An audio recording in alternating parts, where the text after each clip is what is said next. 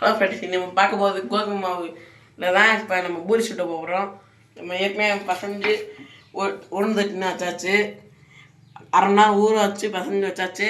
Okay, வாங்க இது நம்ம உளுந்து தட்டுவோம். ஃப்ரெண்ட்ஸ், நம்ம தேத்தாச்சு. வாங்க இப்போ இதில் எல்லா எண்ணெயில் போடுவோம். எண்ணெய் நல்லா கொதிச்சக்கப்புறம் போட்டுருங்க.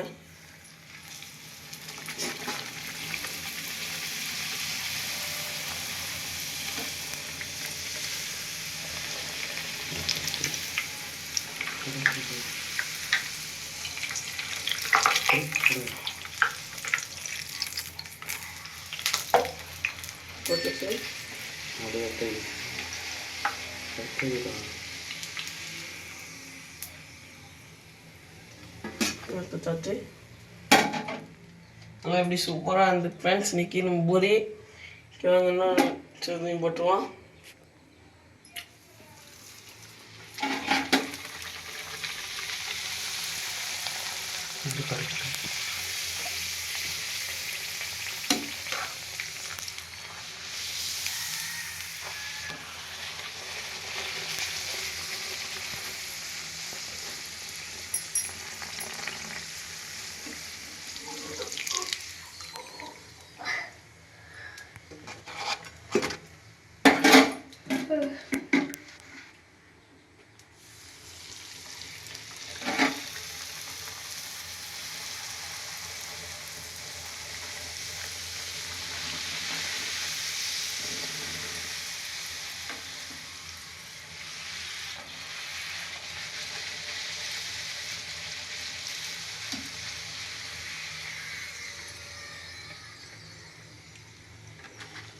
பூரி பண்ணி முடிச்சாச்சு ஃப்ரெண்ட்ஸ்.